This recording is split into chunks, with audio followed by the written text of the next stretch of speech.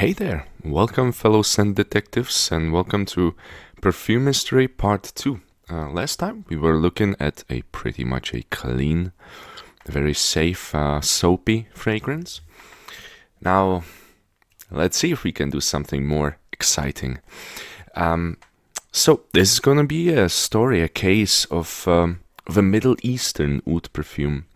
So that's your first clue, but the second clue will be the scent notes that you will be able to see either in here or there. And as you can see, it is quite oriental, right? You can see cashmere, you can see woody notes, you can see rose oil. Those definitely do point towards something more oriental.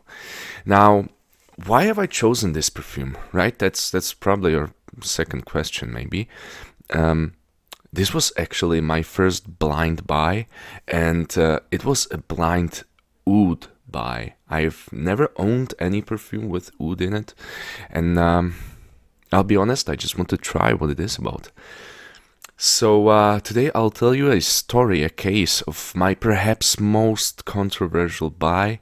But well, before we get to the story, let me just spray the first opening, to just get into the top notes and see what we are talking about. Definitely I'll be a bit easier on the trigger this time because this perfume is heavy, so that's another clue for you. And one spritz should be enough. So, as I said, blind oud buy, definitely not the best idea, but this was a good price, and I felt like, hey, well, let's try it, and worst case scenario, we can figure out something else with it. But yeah, let's see about the opening top notes.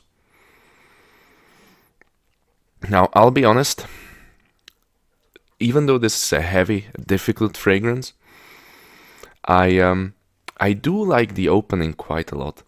So there's saffron, one of my own most favorite scent notes, and the opening is very much easier than what you get later. So if we compare it towards say Eau de Sauvage, there the opening for me, the peppery citrus opening, is very hard to go through. But this one, you'll get this spicy, almost balsamic opening. The saffron is prominent, even though you still get the oriental woody notes or the feeling from the oud in this perfume. But yeah, really not that much to say. It's a spicy, very light but oriental opening. I can feel a bit of, how would you call it? If you were to walk into a store with Persian carpets, that's basically what I would describe this feeling as. So very... It's Swedish. It's like it has some sweet notes to it. I'll just make sure I really did choose the correct one, but I did, yeah. It's a bit sweet, but it's definitely woody, and you can smell the saffron kind of dissolving in the beginning, and it's really nice, lightly spicy opening. So that's probably my favorite part about the perfume. I'll be completely honest. But yeah, let's finish the story. So I bought this fragrance, and I wasn't the one picking it up. We received it one day, and it was only my fiance at home. So I asked her to open the package and try the fragrance, just see what it's about. And her first reaction was, I believe, burnt tires. So the reaction towards it was burnt tires, which kind of pushes you in towards. It's probably an unusual smell. You can get the slightly burned feeling from it. I read it and I thought immediately, okay, this is not going to be good. This is not going to be great. Because First of all, if you cannot wear the perfume with your significant other, it's really not the best scenario if you spend a lot of time with them, which I guess you should. So that's minus points for that. And I wasn't really sure what I should expect because it doesn't really tell you much. Burnt tires. So I got home and I tried it on myself as well. And yeah, if you're a newbie towards these woody perfumes, don't really know what the Oriental stuff smells like, this can be a really harsh hit towards your senses, towards a scent. At first at least. Right now, I can appreciate the saffron opening. In the beginning, I really was only able to smell that burnt wood almost. I would say burnt wood more than burnt tires, but it wasn't really a pleasant smell. It was really like a bit of incense in it, a lot of different unknown experiences. So. If you don't have any experience, maybe choose something else and be careful with this. If you want to try it, that's fine, because this is an inexpensive perfume. Again, I like to explore these options as well because, yes, there are more niche perfumes that usually tend to cost a bit more, and they are quality and so on and so on. Oud is a very, very expensive material to work with. So that's up to this date. It's my first. It's my question that I have in my head, if there even is real oud in this. So yeah, so this is the story. I really didn't like the perfume. I wasn't wearing it pure, and it was difficult. I tried it once at work. It definitely turned heads, so that's another maybe clue, a bit of a clue for you. It definitely turned heads, but I wouldn't say in a good sense, because usually when my colleague smells what I put on myself, she tells me, "Hey, this smells great." And usually, because I tend to wear feminine perfumes, she also says something like, "I wouldn't mind this myself." So this is the usual situation. Right now, you wouldn't hear anything, and if you read the room, you can understand kind of this is a heavier, more difficult perfume. So that was the situation. Now, where it got me is a bit of a thought process, and I started to think about the value of perfumes and the respect towards them, because a lot of times, if you watch, of course, you probably do watch a lot of YouTube perfume reviews or perfume influencers. In a general, you see a lot of top 10 lists. You see a lot of buy this perfume, don't buy this perfume. Wow, as if you didn't know best after you try it, right? Top 10, top 20, top 40, top everything. And it feels like if you don't buy this, you're gonna miss out, right? So the FOMO is very strong in this niche, in this area, I would say, or hobby, if you will. So I started thinking about it, and I was like, okay, so what should I do now? I can, of course, trade the perfume. That probably is the safest options. If you have something you don't use, then maybe trade it. But there's, of course, other choices or other ends that I came to during my thinkage.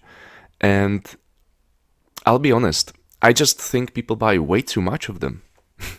Way too much. And this one I have in my hands, I won't show it to you yet. You'll have to wait for it. Was a great example for me and great learning experience. So I understand if you buy it, you have to be prepared to deal with it. So if you buy it just because someone else told you, and you're gonna stick it in your stash or put it on your shelf and forget about the perfume and use it once, there's a lot of precious materials that went to creating this perfume, and you're just wasting it and you're just letting it lie. Not even talking about the fact that perfumes do have a long expiration date, but they kind of do, some of them more than others, some of them maybe even gain better scent, but they do develop over time. And in general, you could say that the oxidization doesn't help your perfumes. As I said, not all of them. So please, if you want to correct me, then yes, please go ahead. Just bear in mind, I know about it, that it can help some perfumes. People talk about maceration of Middle Eastern perfumes all the time. I'm not sure how, or I do have my opinion about that, but because I'm not chemist, I won't talk about it. But I did watch some videos, and I just don't think it's such a big of a deal that people tell you. So yeah, you bought a bad perfume now. What to do with it? First of all, what is a bad perfume? It can smell bad to you. That means you might not be the only one, but you also might, there might be a lot of people that enjoy the perfume. So first things first, you can get rid of it. You can gift it, but it's only if you think, I would say, like if it's an easier perfume, or you have some perfume enthusiast and you gift it to them. But other than that, it's kind of harsh to do it. If it's a difficult perfume to you, just punishing someone. But I started to think about how to utilize the perfume. And I know that this is a very controversial topic, but I started mixing perfumes. Because over the last year, I tried some of the local perfume. It's not local, it's a European perfume brand, rather distributor. And I tried their perfumes, like their in-house brand perfumes, and they smell wonderful. Let's put that to the table. The EDPs from them, they smell wonderful. It's Douglas. If you live in the EU, you might know about them. So Douglas collection, that's I think they smell wonderful. But a lot of them are perhaps, I wouldn't say feminine, but they are on the lighter side, and I like for the perfume to have a bit of a base to settle on. The longevity seems to be non-existent, basically, for those Douglas perfumes. So hence why I decided to try to mix. But first of all, I tried mixing in terms of applying first one spray of this and then a spray of the other perfume. And that's too simplistic, because you'll get only specific ratios. So what I did after that, because it wasn't working, I bought the travel atomizers, the small ones, and I just tried mixing it in those containers. So what it resulted in was the biggest value I've ever found in a perfume. And that's that this beast of a perfume, although I don't like it pure or not that much, is absolutely wonderful mixed with almost every single one of the Douglas ones I have. And so what I wanted to say is, don't be afraid to experiment, but be prepared to give your perfumes or the perfumers respect after you're done with your perfume. So if you can trade it, perhaps someone wants to try this brand or this specific perfume. Someone wants to delve into the oud world as much as I did recently. So trade if you can't. Even try to mix it. I would say that the method of mixing through perfumes in your travel atomizer is safer than just on your skin, and it gives you opportunity to do ratios like this one I'm mixing. I have 3 perfumes that I mix it with, and I'm sorry, two, and one of them is mixed 1 to 11. So one spray of this, 11 sprays of the other perfume. The other one 1 to 9. You would be amazed by the effect, the difference that it makes in the perfume. So what it gives is give them a very woody, very that's a bad word for this. It gives them very woody undertone, very woody base, warm, slightly spicy, but warm, woody base that it develops into, and so you can smell the perfume a bit longer. It's of course a bit more oily than those other perfumes I have, so it can help this or in this way. And yeah, that's the whole story. If you would want to hear more about my mixing experience, please let me know. I might do a video, and I might show you what I mixed, and um, maybe just shortly talk about it, but or mainly to give you my experience and my thoughts that I gathered by mixing. So far it's 4 fragrances, so it's not that much, but I would say that I'm more open-minded, and I do know something that is wider than just saying don't mix perfumes. It yeah, I think it does have its use. But without further ado, what you are waiting for, I guess, is assigning a character to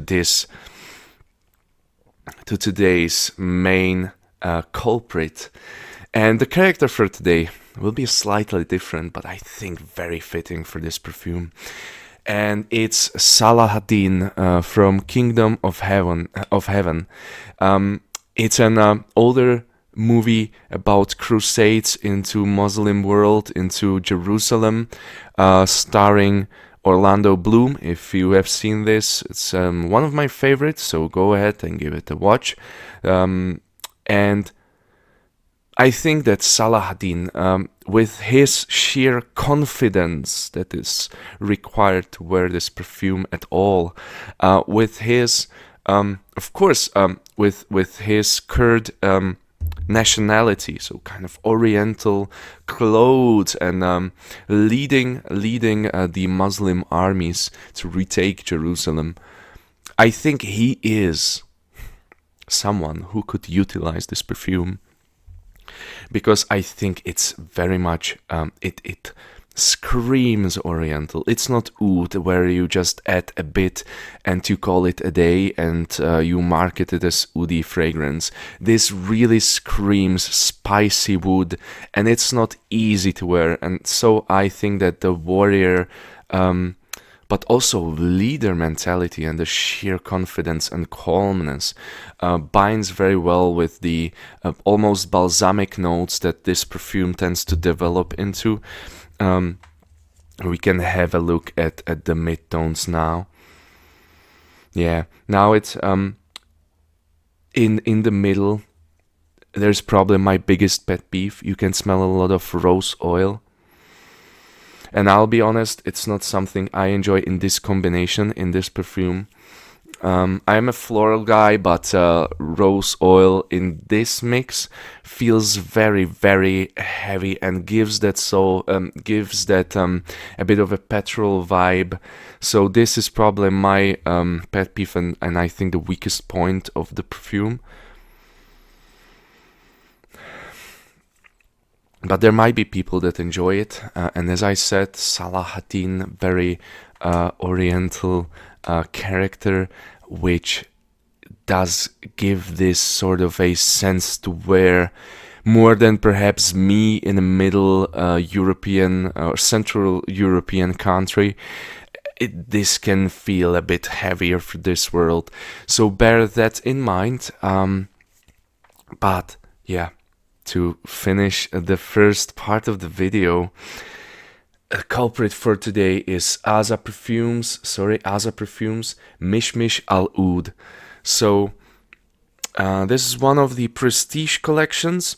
If you look at the bottle, it's even this screams simple but Oriental, you know, with the curved bottle cap. It's heavy. It's really heavy. It's firm glass. I think that that is done well. The bottle cap feels, I would be honest, it does feel quite great. It's a bit heavier. It has some metal coating, and you can very well see, perhaps not you. Oh yeah, you can. The black ring. So there's plastic in it, but it definitely doesn't feel cheap. It's not a heavy metal cap, but it does have heftiness to it, and it's great. Sorry, I had to. I also like the sound when you close this. But yeah, so Mishmish Al Oud. That's a culprit for today. And yeah, with that, I will leave you. And we'll see each other in around 4, 5, or 6 hours as this develops. Hey friends, hey fellows. So I'm b-rolling a bit what I said in the first segment because I pointed to the fact that you should try to utilize or give away the bad purchases. But what I forgot to mention is even the good buys. I don't think it's a good idea to have too many perfumes of the same type for the same occasion. So like 25 pure vanilla scents, especially those gourmand scents. For me at least, a lot of the times they are very similar, just a slight difference, and they usually fit the same occasion. So I'm not a proponent of keeping many fragrances, and if then I will buy just the smallest possible size. Maybe just to keep the game kind of interesting. But I don't think buying everything just because there's a new fragrance and just because you have you like the profile, then buying it and just letting it sit in your shelf isn't up to my taste. So yeah. Anyways, the second segment. It's been 6 hours. I'm super busy today, so just really sorry for how late this is after the initial spray. But let's see. First of all, I've worn this perfume on me the whole day. I can still smell it a bit, in some moments.